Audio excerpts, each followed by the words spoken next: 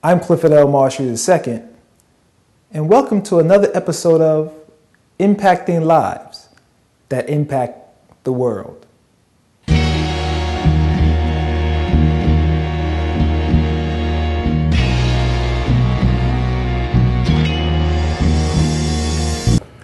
Hi, I'm Clifford II, and I have the pleasure of having a special guest with me today. His name is C. Thomas Gambrell, and he is a motivational speaker. He is an author. He is a life coach. He is a success coach. And I have the pleasure of having him here today as he's going to talk about his 10-year career in this business. And I heard it's your 10-year anniversary. Yes, sir. So I'd like to welcome you to the program. Thanks for coming, C. Thomas. Yeah, I'm glad to be here always. So first, let's talk about you starting your business. It started over 10 years ago. Yes, sir. And let's talk about your evolution in the business right now. Well, when I first got started in the industry, I was really transitioning from an entrepreneurial endeavor that we're involved with a couple of partners. Okay. And for about 3 years prior to starting the business, I was just doing research, on professional speaking, on seminar production, and looking at people like Les Brown and Anthony Robbins and Brian Tracy, those business models. I also took a look at John C. Maxwell's Enjoy company, and just trying to figure out how I might be able to fashion something, along those lines. And I came up with the GBL seminars concept. Okay. And the thing that made us a little different than a lot of those companies or the people that were doing the speaking, we also had a technology aspect to what we were doing as it relates to online learning. So that gave us a little competitive edge in the type of events that we were doing. Okay. So we were doing the symposiums and the seminars, and I was doing engagements, but we also, with some of our clients, were adding the whole technology piece, which was big. You are a leader by default. And it's just a matter of whether or not you are a below average leader, an average leader, or above average leader. And the thing about that scale is that you are the one that determines where you fall on that scale. No one else has control over that. Does that make sense? So I know when you started your company, you started off doing real large events. I remember seeing you doing a lot of large events. Right. And then you transitioned into doing one-on-one coaching. How did that happen?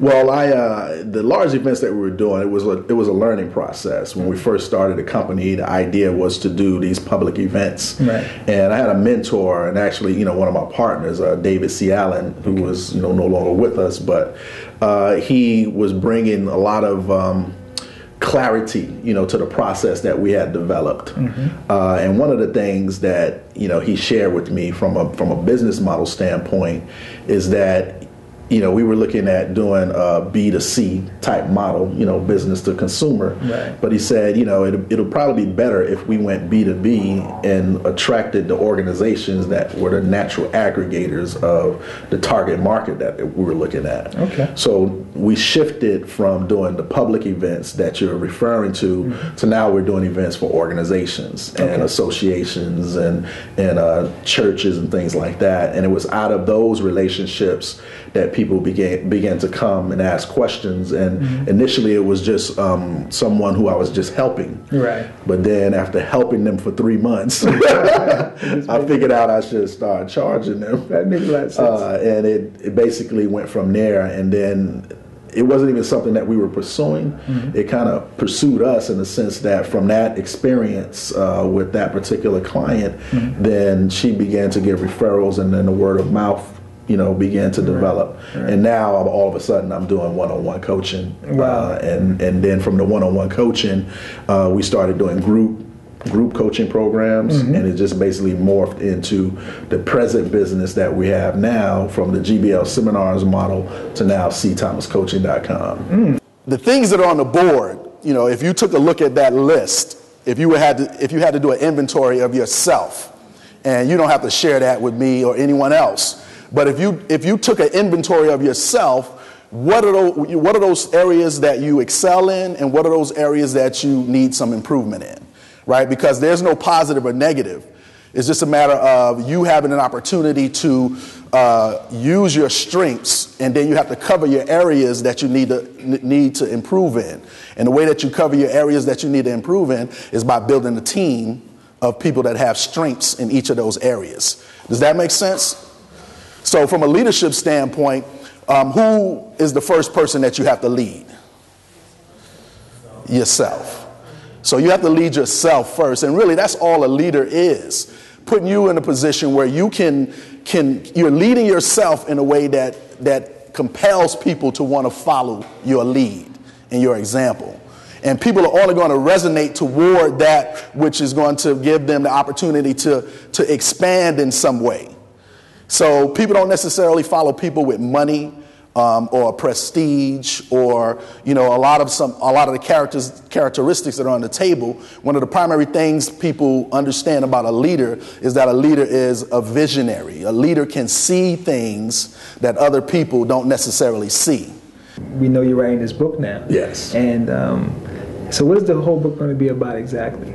Well, it's the title of it is Success on God's Terms, How to Think, Speak, and Perform to See Heaven on Earth. So it's a combination of success principles that are grounded in spiritual principles, spiritual law. Okay. We have the understanding and the knowledge that there's good success, and then there's also bad success. Wow. And we talk about the good success that's grounded in the Word of God, and that's why it's success on God's terms, not the individual's terms and not society's terms. So if you have the success that's grounded in the Word of God, then that's what we consider good success. So it's just basically 5 areas as we work through our daily activities and looking to get better and improve in the different areas of our life. Is really 5 areas, from a spiritual, mental, emotional, as well as physical and financial. So if we can get 1% better in those things every week or every day, then it's going to give us the opportunity to be very well rounded, and we take a holistic approach to the type of coaching that we do. So the book gives us a framework to really present to people, whether you're Christian or not, whether you are looking at it from a quote unquote religious standpoint. There are principles in that book that will serve you, and we just show the connection from a spiritual, from a Christian perspective.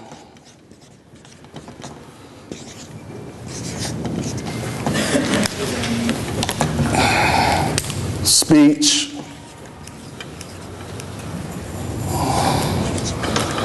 action, and then you see your results, and then you make adjustments.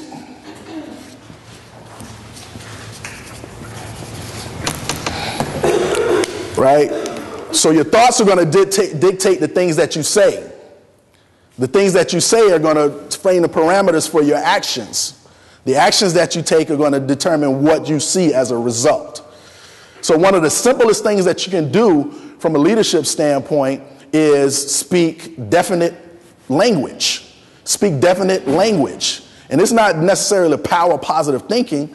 The power positive thinking is a very powerful thing, but it's not just some cliche, right? It's a reality thing. And if you just think about, your life, the different aspects of your life, and the way that you talk about the things that you're doing, either you're giving yourself power or you're taking away from the power that you have.